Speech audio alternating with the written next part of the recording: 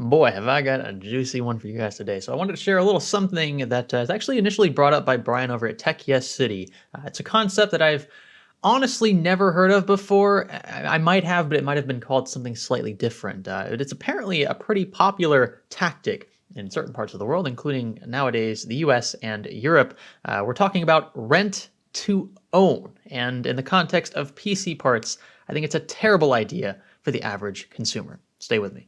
If you're upset about that inconsiderate Windows activation watermark plaguing your screen, snag an OEM license. SCDKey makes it simple. You have one in a few seconds for a little over $10, then click here, here, here, and then here, paste your activation key, and you can kiss that watermark goodbye. And be sure to use my new offer code GSL for a 12% discount on your order. So our guinea pig this week is a site called Ownable, and I want to make very clear up front the fact that I am not trying to single out any particular company. I understand there are many websites that do very similar things. In fact, we'll talk about another one later on in the video, but I just happened to click on Ownable because it was the first one to pop up in my Google search inquiry. Ownable.us is a rent-to-own website that makes money in essence by, you guessed it, renting out consumer electronics and things of that sort. It's very common in the automotive industry with leases and options to buy out the depreciated vehicle at the end of the term. This isn't exactly the same thing. I'm just trying to get you to understand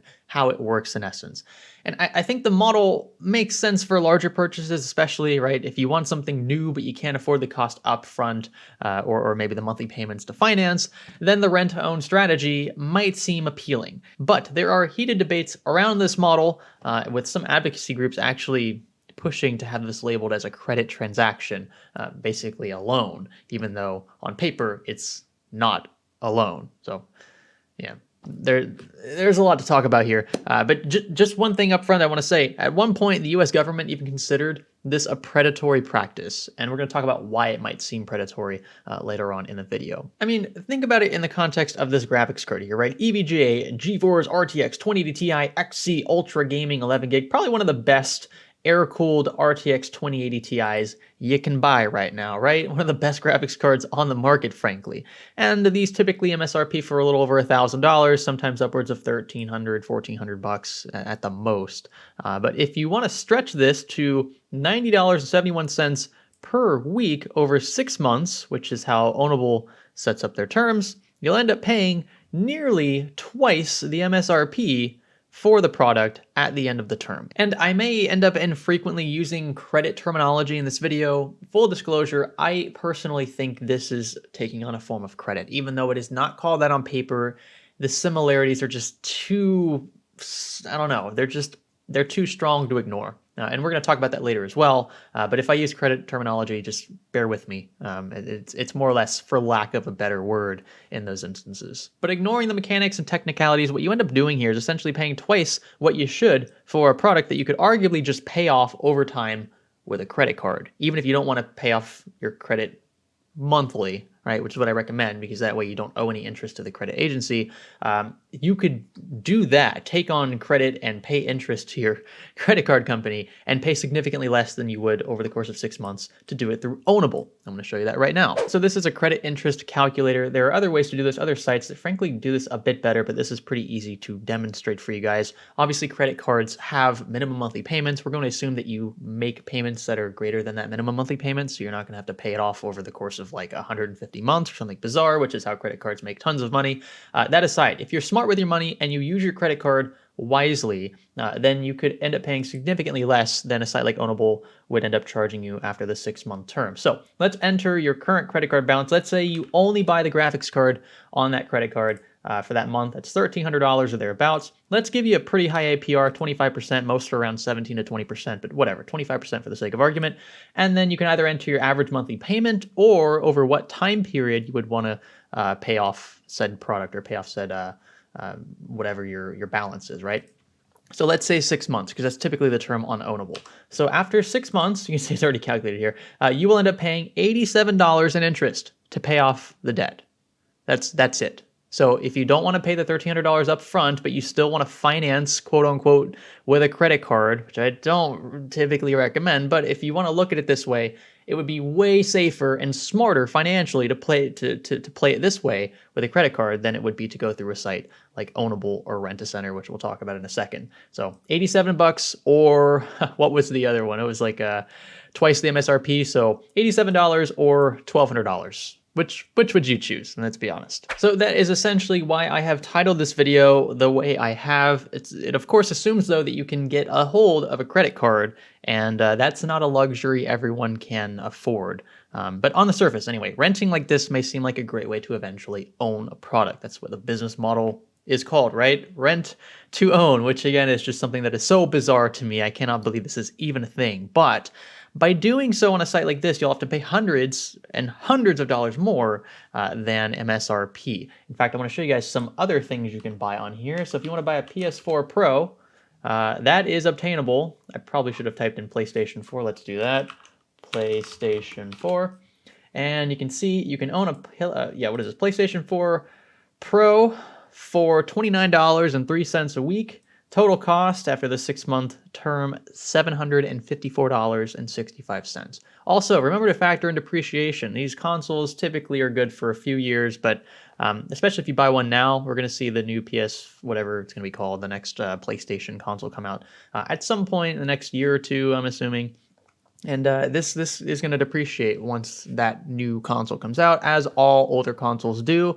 So by the time you pay this off, let's say in 6 months a new console comes out. Well, now your what would be worth $300 or $400 console is suddenly only worth $200. So you've paid $750 when you could have just paid $400 and been out maybe $100 to $200. Now you're going to be out $600. So yeah.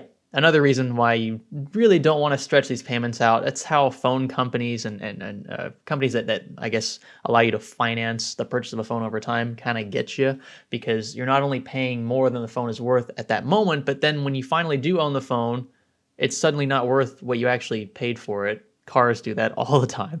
But we kind of accept those consequences with cars because they're worth a ton more money, and not everyone can pay off a car up front, so we finance. But in the case of smaller purchases like this, where it's stretched out to 6-month or year-long terms, it's ridiculous, in my opinion. When you try to become a member, which is what's required to rent products from this site, you need to enter your personal info, legal first and last name, your address, your city, state, zip code, your phone number, and your birth date. Then it says, please ensure that all the information provided is your own. It will be used to verify your identity. Ownable may communicate with third parties to verify your identity and with consumer reporting agencies to make decisions about your rental capacity or rental capability.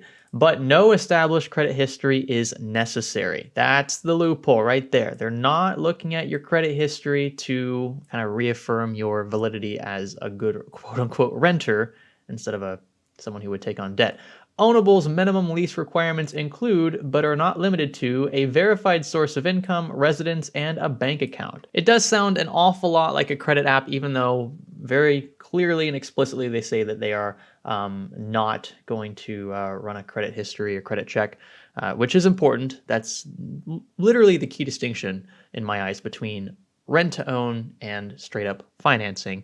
But it does still sound an awful lot like a credit app, if I'm being frank. It's one of the reasons why I think the model can be deceiving. But why then do some consider the model predatory? That's the other half of this argument, where it's like, okay, well, what about it is predatory other than the fact that they're charging way more for the product?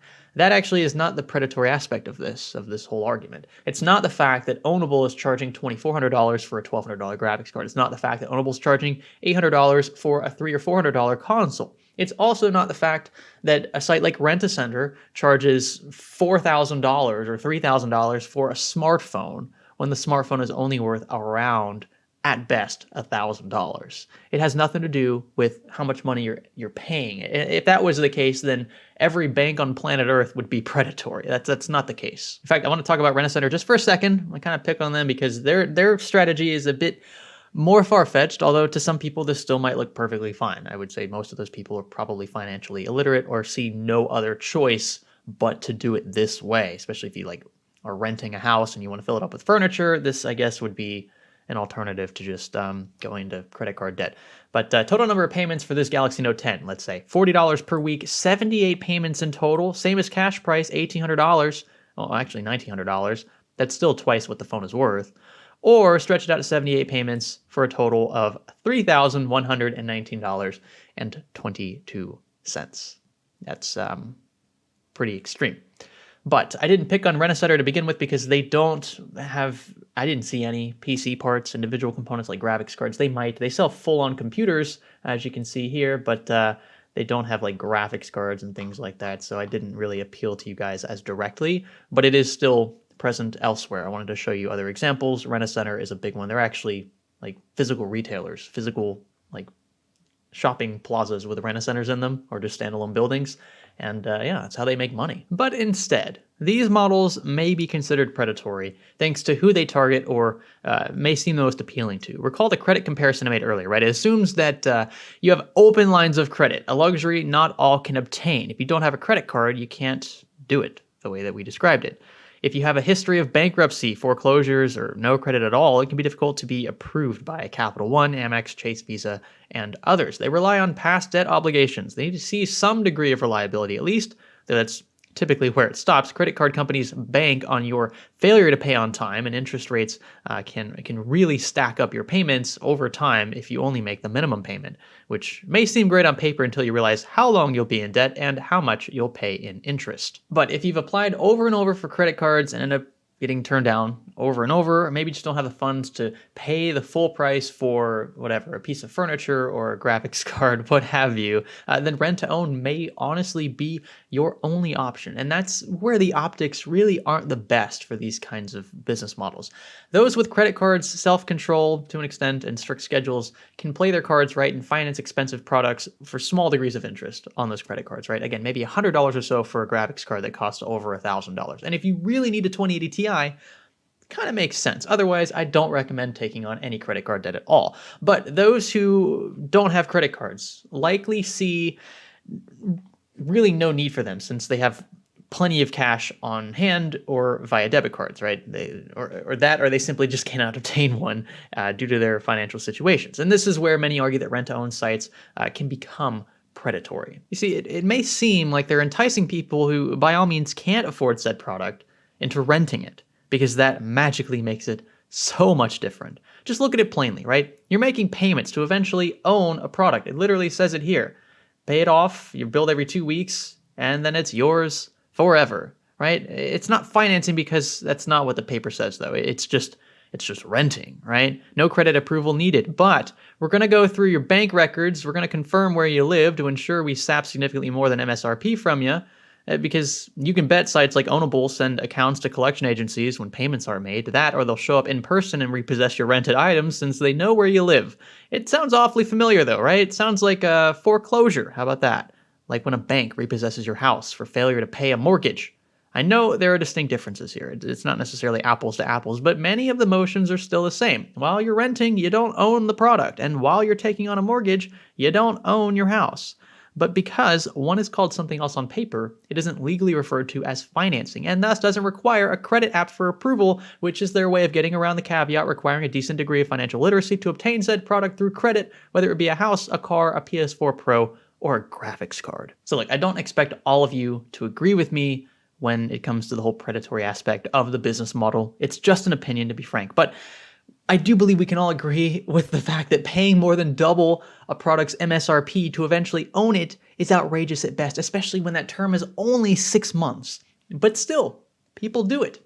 A lot of people actually do it, either because they have no choice, which is rare for something as extraneous and high-end as a graphics card, or they have no sense of how money works. Impulse buyers, but the worst kind, right? The ones who truly can't afford said products and who truly don't need them in the first place. If you guys like this video, let me know, give some a thumbs up. I appreciate that. Consider subscribing if you haven't already. Leave a comment down below regarding your outlook on this model, and I'll catch you guys in the next one. My name's Greg.